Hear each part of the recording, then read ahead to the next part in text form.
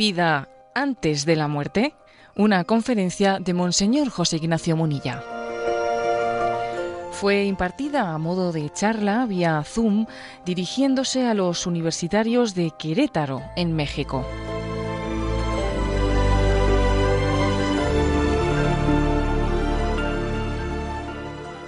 Hemos elegido un título que es un título provocativo para esta reflexión. ¿Hay vida antes de la muerte? Vamos a ver, hace 13 años más o menos, una escritora y filósofa, Elsa Punset, escribió un artículo con este título impactante del que me sirvo yo para esta charla. El título era ¿hay vida antes de la muerte? Una pregunta ciertamente provocadora, ¿no? Que tiene un especial interés en la medida en que también hagamos una lectura de ella desde la perspectiva cristiana, ¿no? Confluyente con la lectura que hacía la autora que utilizaba, ¿no? Ese título, ¿hay vida antes de la muerte? Es que esto que es un ingenioso juego de palabras, porque estamos acostumbrados a hacer la pregunta, ¿hay vida después de la muerte? Bueno, primeramente digamos una cosa, ¿y hay vida antes de la muerte? Porque lo que el título quiere sugerir, digamos, para nuestra reflexión, es que a veces cuando negamos la vida después de la muerte, es que una de las consecuencias es que la vida antes de la muerte pierde su sentido, y se convierte en una vida mortecina. La negación de la vida eterna conlleva también un deterioro de la vida terrena. Esa es la tesis que yo quiero un poco desarrollar en esta. Es que la vida terrena y la vida eterna están muy ligadas, y si la vida eterna es negada o es sencillamente ignorada, la vida presente pierde el sentido. ¿Cómo es nuestra vida actual? ¿Es una vida intensa? ¿Es una vida resucitada? ¿Es una vida resucitada o es una vida mortecina? No sé si conocéis al filósofo francés Fabrice Abjad, que él, denunciando, ¿no?, poniendo el dedo sobre la llaga en las consecuencias que tiene en Occidente la pérdida de la esperanza, llega a decir la siguiente frase. Este es el problema. La gente muere porque no tiene nada por lo que vivir. Se dan muerte porque no se les propone una verdad a la que entregar sus vidas. Se destrozan por no sacrificarse. Es que la vida presente pierde esperanza en la medida en que no tenemos una visión trascendente. Todos conocemos a Viktor Frankl, el que fue padre de la escuela de la logoterapia de Viena, cuando él viene a subrayar el hecho de que la falta de sentido es el mayor problema, la mayor carencia que puede tener alguien para poder vivir en intensidad en esta vida. Cuando alguien tiene un porqué, es capaz de afrontar cualquier cómo. Si alguien no sabe ni de dónde viene ni a dónde va, es muy difícil que pueda dar lo mejor de sí mismo en esta vida. Sí, es pedirle peras al olmo. Solamente cuando alguien sabe de dónde viene, solamente cuando nosotros los cristianos, ¿no?, tomamos la conciencia por la revelación que existimos porque hemos sido amados. Existo porque he sido amado. Y la meta de mi vida es vivir una vocación al amor en totalidad, en plenitud. O sea, cuando uno sabe eso, de dónde viene, a dónde va, tiene el alfa y el omega de su vida, entonces puede dar lo mejor de sí mismo. Si no, es muy difícil que alguien lo dé todo, si no tiene el sentido, si carece de un sentido que le permita arriesgarse, ¿no? Bueno, pues por lo tanto quiero centrarme, ¿no?, especialmente en la primera parte de la charla, en una denuncia profética, de que existen signos muy fuertes de cómo por el hecho de haber perdido esa tensión a la vida eterna, comienza a no haber vida antes de la muerte. Comienza a no haber vida. Esto no es vida. Esto más que vivir es sobrevivir. Ser un superviviente, pero sin una vida sin una vida apasionada, sin una vida con un proyecto en el que uno lo apueste todo, ¿no? Se lo juegue todo, porque entiende que la vida merece la pena ser vivida y merece la pena entregarse plenamente, pues, por un ideal, ¿no? La vida solo merece la pena ser vivida, ¿no? Cuando existe un gran ideal por el cual entregarse. Y creo que hay muchos signos, de que falta vida antes de la muerte por nuestra falta de esperanza en la vida eterna. El primer signo, voy a describir 7. El primero, el narcisismo, que configura nuestra cultura, ¿no?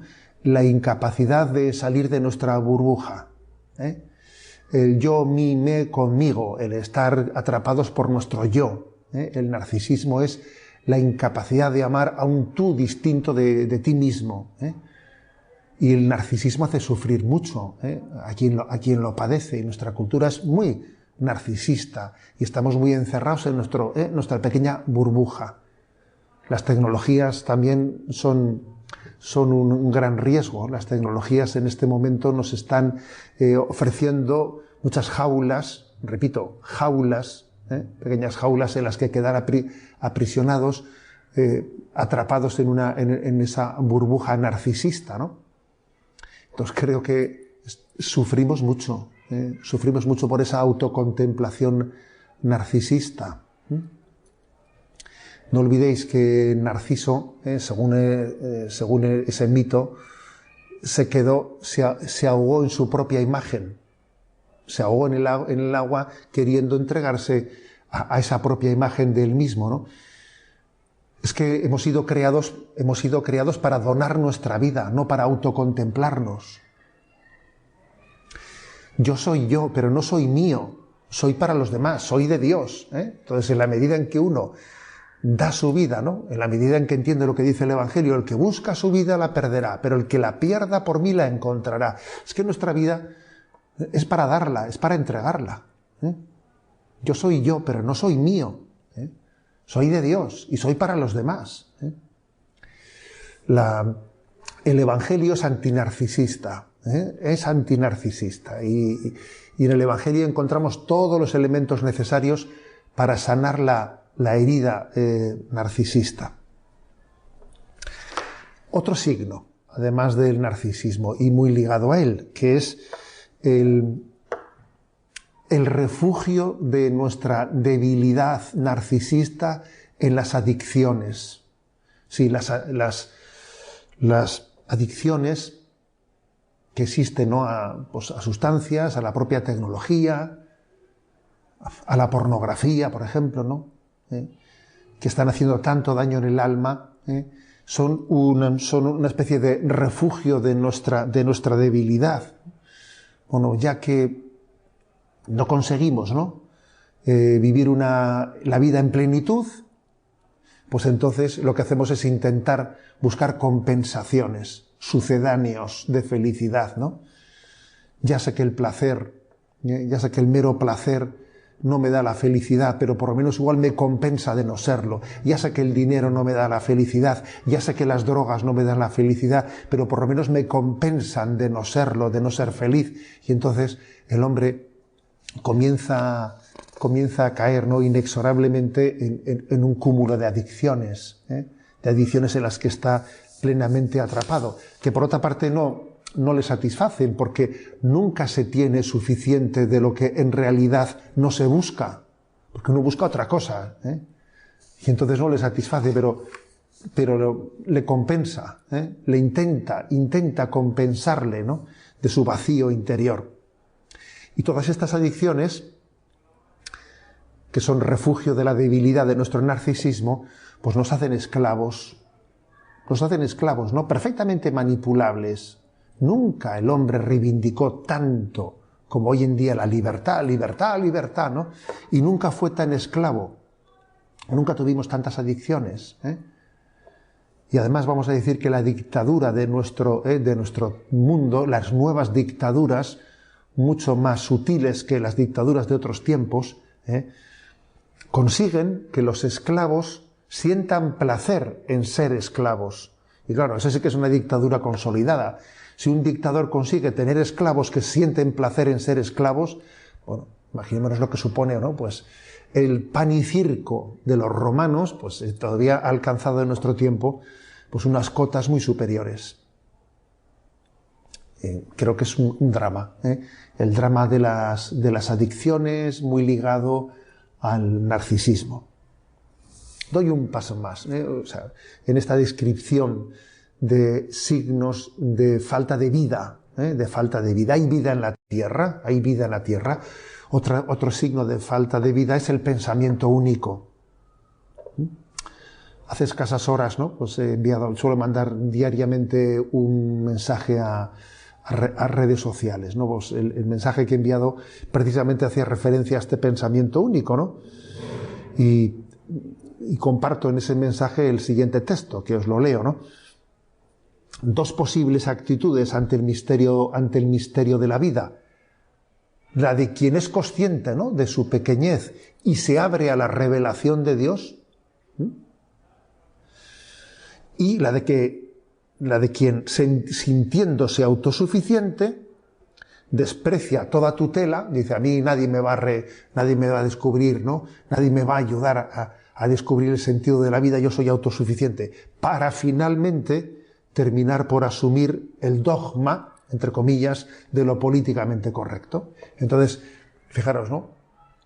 Hay una cultura soberbia que plantea yo soy autosuficiente, y luego la paradoja es que se hace esclavo sumiso a lo que es políticamente correcto, porque en este momento nuestra cultura se caracteriza por ir hacia un pensamiento único, y el que se salga de esa fotografía del pensamiento único va a tener problemas, va a ser rápidamente acusado, ¿no?, de haberse salido de lo que los parámetros entienden por políticamente correcto. Avanzando un poco más, ¿no?, en este signo de falta de vida, ¿no?, que es el hecho de que nuestra cultura nos lleve a tener que pensar lo mismo todos, ¿no? Si no queremos tener esa acusación de ser trasnochados, trasnochados. Creo que otro cuarto signo, ¿no?, de esta falta de vida es la dictadura que se está produciendo en nombre de la libertad. Hay una gran dictadura que detrás de ese pensamiento único acaba siendo impositiva. Pensábamos, fijaros bien, ¿no?, que la caída del marxismo, yo era un joven como vosotros, cuando cayó el muro de Berlín, y recuerdo perfectamente, ¿no?, haber en aquel momento pensado, bueno, han caído las ideologías, el mundo va a ser distinto, ¿no?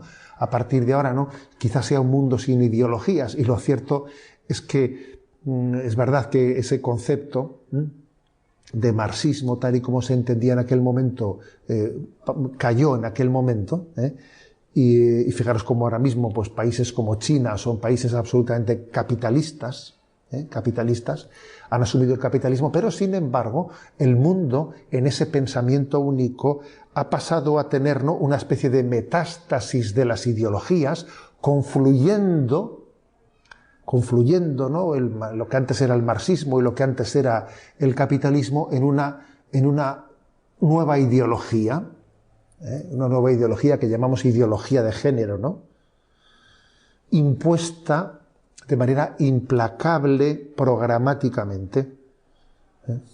Y entonces se produce pues una gran persecución cultural. Vamos a ser claros, hay una gran persecución cultural a quien no entre por esa pretensión de redefinir la antropología, redefinir la vida, el valor de la vida. De repente, pues cosas como el aborto o la eutanasia se plantean como grandes avances de la humanidad, una mentalidad antinatalista, se plantea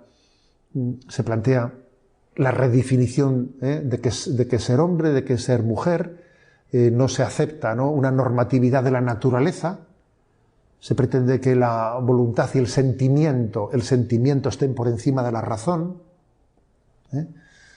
y pues acaba siendo una nueva, obviamente, pues una nueva ideología, ¿no?, la ideología de género.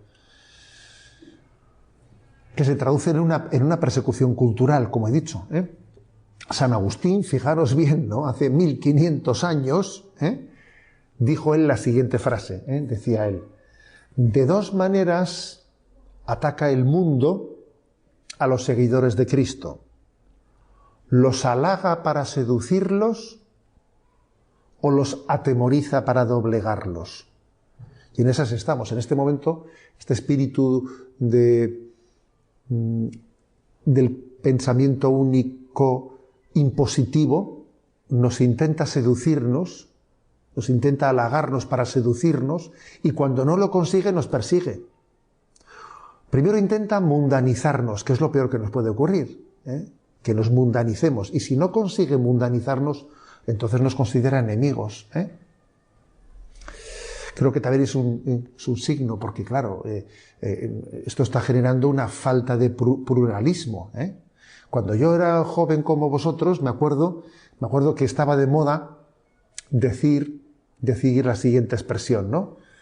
Yo no pienso como tú, pienso distinto, pero mira, daría mi vida porque tú puedas pensar como piensas, O sea, yo daría mi vida porque tú tengas una libertad de pensamiento, aunque no piense yo como tú, Bueno, hoy en día hemos pasado a que el que no piense como tú, tiene que ser eliminado. Uno entra en Twitter y ve lo que ocurre, entonces existe una especie de intento de derribo de quien no pasa por el pensamiento único.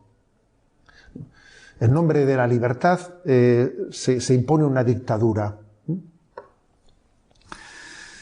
Creo que también otro signo, ¿no? Otro signo de esta falta de vida entre nosotros, pues es el signo de una desesperación encubierta de progresismo. Desesperación encubierta de progresismo. En España se acaba de aprobar la ley de eutanasia, diciendo públicamente que tenemos derecho al suicidio. Entonces, a ver, proclamar el derecho al suicidio, pues es tanto como encubrir la desesperación de progresismo. Pero la desesperación ni es progresista ni es conservadora. La desesperación es desesperación. Vamos a llamar las cosas por su nombre, ¿no? Es falta de esperanza. San Bernardo de Claraval decía él que el desconocimiento de uno mismo genera soberbia, pero que el desconocimiento de Dios genera desesperación. Entonces yo creo que aquí tenemos parte de soberbia y parte de desesperación, porque no nos conocemos a nosotros mismos, porque no conocemos a Dios tenemos desesperación, y porque no conocemos a Dios no nos conocemos a nosotros mismos y tenemos soberbia. Y lo curioso es que esa desesperación se intenta vestir, se intenta encubrir en una bandera progresista, que es una bandera que no tiene más que un palo, porque hay banderas que se han quedado sin la tela de la bandera, solo tiene el palo, ¿no? Bueno, creo que el caso concreto, ¿no? del suicidio, o el caso concreto de la bandera abortista, pues es un caso concreto de una desesperación encubierta, o sea, que se pretende encubrir, ¿no? En frases vacías, como la frase del progresismo, ¿no? Como el concepto de progresismo vacío de contenido. Llegados a esta desesperación se produce una especie de flirteo con la muerte. Es curioso, ¿no? Se produce un flirteo con la muerte. ¿Os acordáis de ese texto bíblico? Si comes de este árbol morirás, ¿no? Es una especie de consecuencia de una referencia teológica a lo que pasa con la desesperación, ¿no? El hombre siente una especie de atracción hacia la muerte, ¿no? Y entonces estamos convirtiendo en una cultura de muerte. Estamos promoviendo una cultura de muerte en vez de una cultura de vida. Y es un signo, ¿no? Es un signo de que esa pregunta irónica, en el fondo, tiene mucho de verdad. ¿Hay vida antes de la muerte? Cuando estamos promoviendo una cultura de muerte en vez de una cultura de una cultura de vida. Un paso más, otro signo más con el que describo, ¿no? esta herida característica de nuestro tiempo, la falsa espiritualidad de la nueva era. Creo que existe una falsa espiritualidad que se caracteriza, pues pasamos del Cristo sí, Iglesia no, que se decía allí, ¿no? Pues en un momento determinado, Cristo sí, Iglesia no. Luego más tarde se dijo, pluralismo religioso sí, pero cristocentrismo no.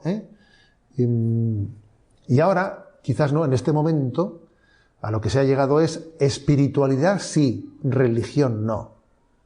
Entendiendo por espiritualidad lo que la nueva era propone, ¿no? Que es pues una especie de recurso, ¿no?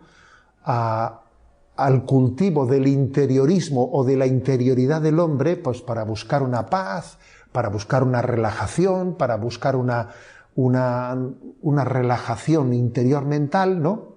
Pero que en el fondo no nos pone en relación con Dios, Es sustituir, pretender sustituir a Dios por el bienestar interior, ¿no? O hacer de la espiritualidad una especie de instrumento para sentirse bien interiormente, ¿no? Y es curioso que estamos en una cultura minúscula, no mayúscula, una cultura minúscula del bienestar, del bienestar. Entonces, lo curioso es que en este momento la obligación, nuestras obligaciones, nuestros deberes han sido sustituidos por nuestras apetencias. En vez de decir, ¿qué deberes tengo? ¿Qué me apetece? ¿No? Y el bienestar se ha convertido en el Dios, en el Dios, hasta el punto incluso de que trasladado a la religiosidad, pues lo que se busca es una especie de técnica de relajación interior sin conversión personal, que no tiene por qué conllevar mi conversión, mi cambio de vida, no, sencillamente es mi momento de relajación, para luchar contra el estrés, ¿no? Existe una impostura, ¿no? La impostura que consiste en pretender sustituir a Dios por la felicidad, que es como pretender sustituir la causa por el efecto, pero claro, sin la causa no hay efecto. Si uno busca la felicidad sin Dios, eso no existe,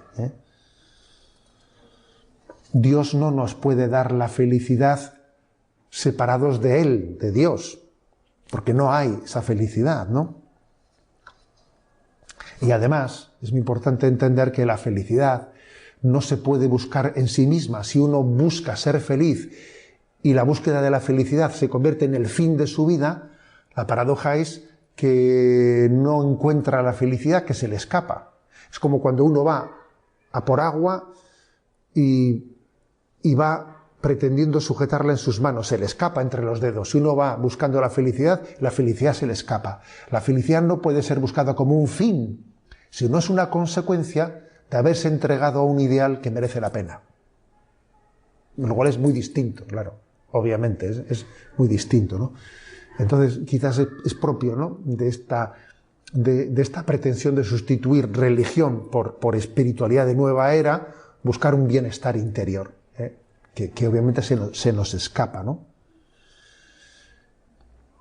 Además, no olvidemos lo que decía Kierkegaard, ¿no?, el filósofo danés, que decía él que para poder abrir la puerta de la felicidad hay que abrirla hacia adentro, no empujándola hacia afuera, hacia adentro. O sea, que tú tienes que retirarte para atrás para poder abrir la puerta de la felicidad.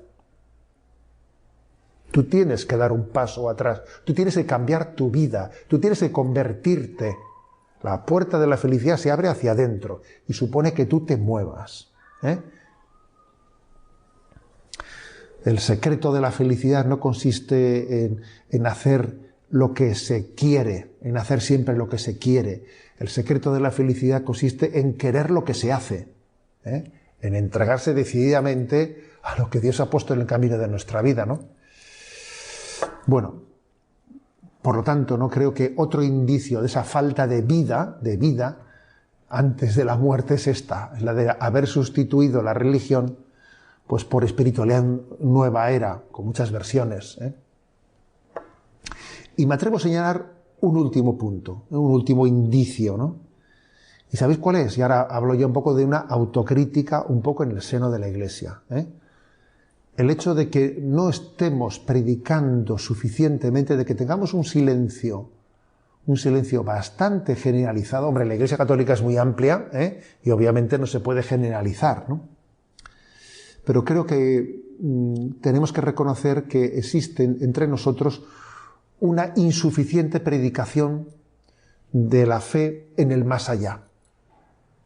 Una insuficiente predicación sobre lo que Jesús nos habla en el Evangelio de una manera tan explícita, que es la posibilidad de salvación o de condenación del hombre. Que tenemos muchos silencios, por ejemplo, sobre lo que es el estado de purificación más allá de la muerte, que hablamos muy poco del purgatorio, por ejemplo. ¿Cuándo hablamos de ello?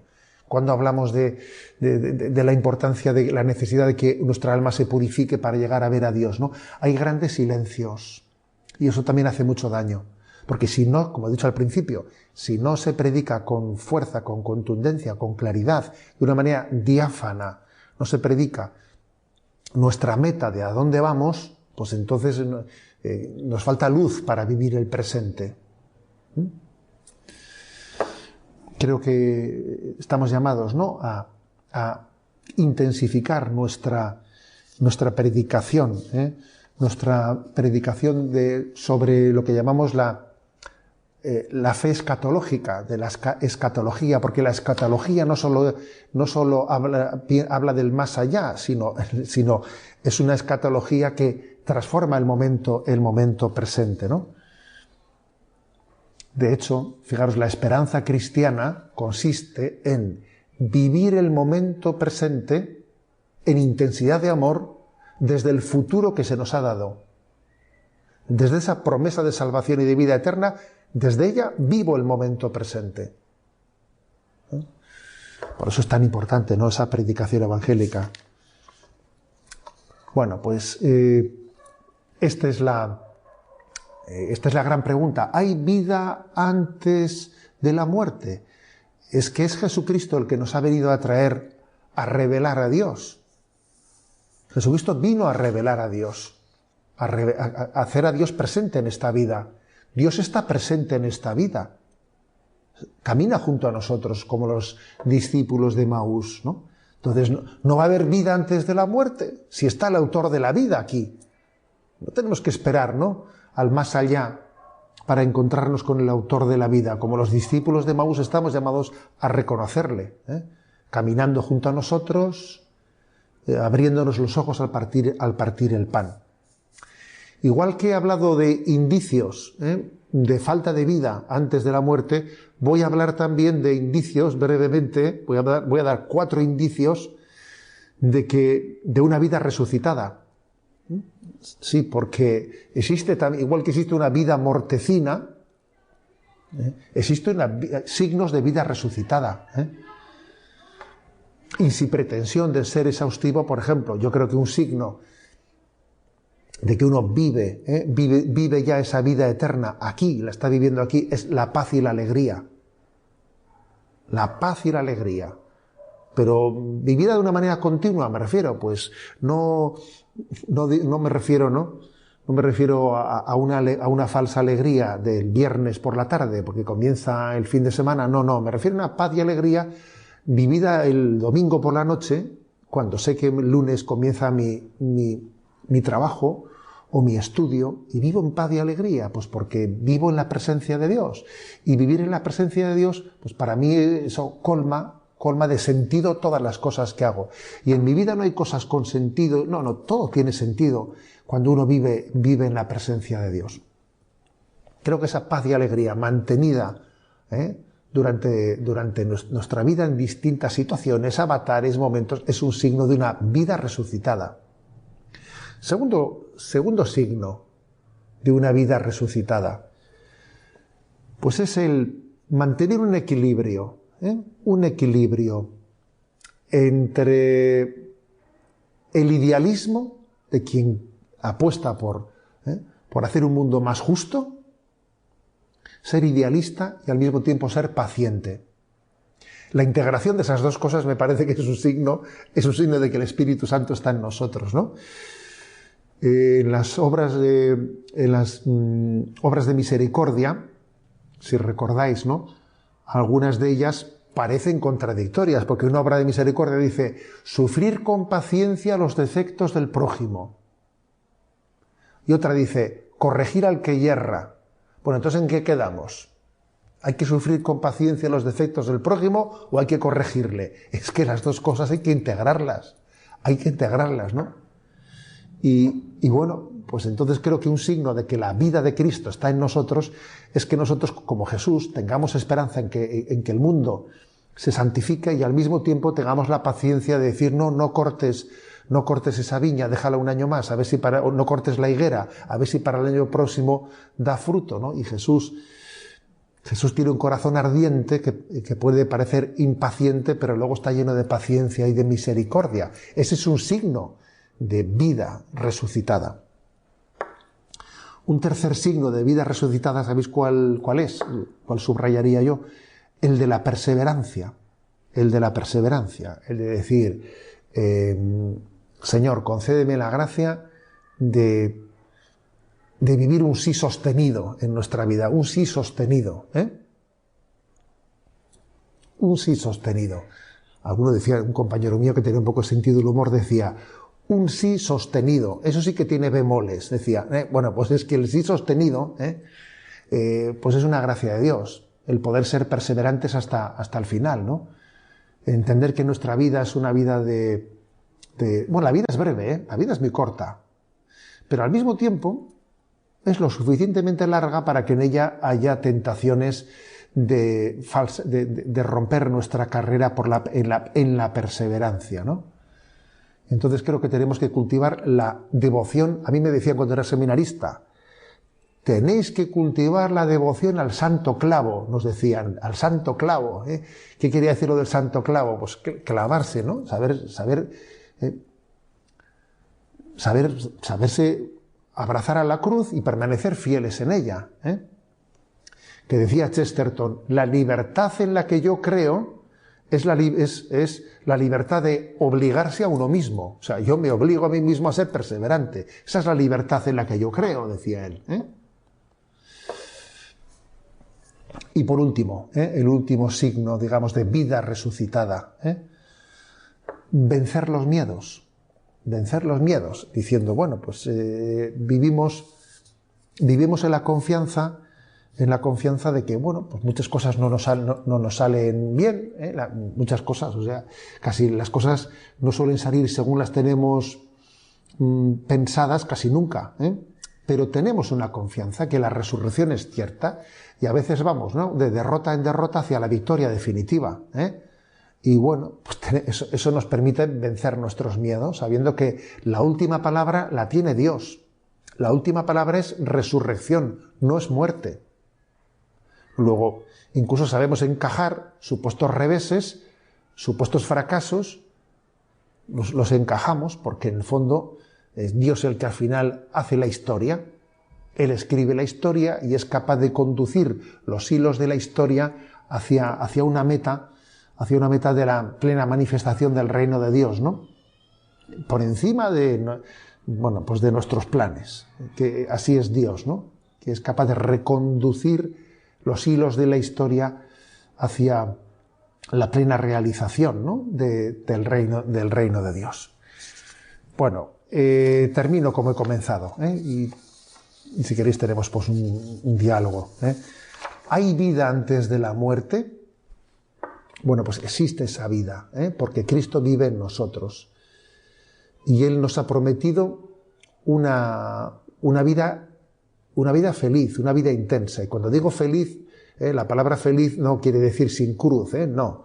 Nos ha prometido que toda cruz en nuestra vida es gloriosa al mismo tiempo. Es gloriosa. Nos ha permitido poder ver la gloria de Dios sin estar esperando al más allá. Poder percibir su gloria, poderla ya recibir o participar de ella en medio de las contradicciones de nuestra vida. Claro que hay vida. O sea, la vida eterna está ya aconteciendo, ¿no?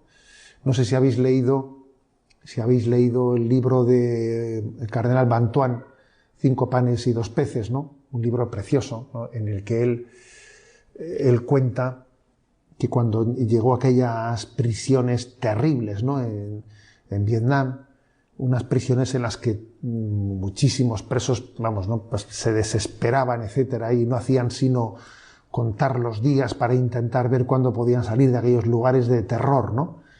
Él vio que todo el mundo estaba esperando y esperando cuándo salir de allí, cuándo salir de allí, cuándo salir de allí, ¿no? Y él cuenta, ¿no? Pues yo no pienso esperar, no pienso esperar. No pienso esperar a ser feliz. Yo voy a hacerlo ahora, en este momento, en esta prisión, en este lugar. Yo no voy a esperar al cielo a ser feliz. No, voy a descubrir el cielo en la tierra. Y fijaros, ¿no? Que San John Henry Newman, que canonizado por el Papa Francisco, en esta relación, fijaros, ¿no? entre la vida de gracia que vivimos aquí y la visión de Dios que vemos en el cielo, llega a utilizar la siguiente expresión. ¿Qué es la Eucaristía? Que la Eucaristía la tenemos aquí, Dice, la Eucaristía es el cielo en el exilio. ¿Y qué será el cielo? El cielo será la Eucaristía en casa. Luego, no vamos a esperar al cielo para ser felices, que tenemos a Jesús aquí y cada vez que comulgamos tenemos el cielo en nosotros o nosotros en el cielo.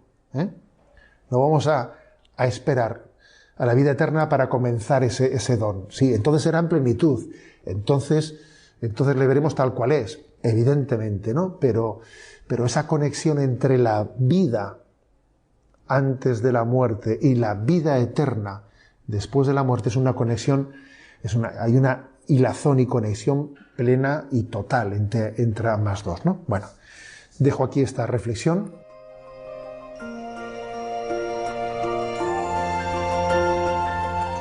Así finaliza esta conferencia de Monseñor José Ignacio Munilla, titulada ¿Hay vida antes de la muerte? La impartió como una charla vía Zoom dirigida a los universitarios de Querétaro, en México.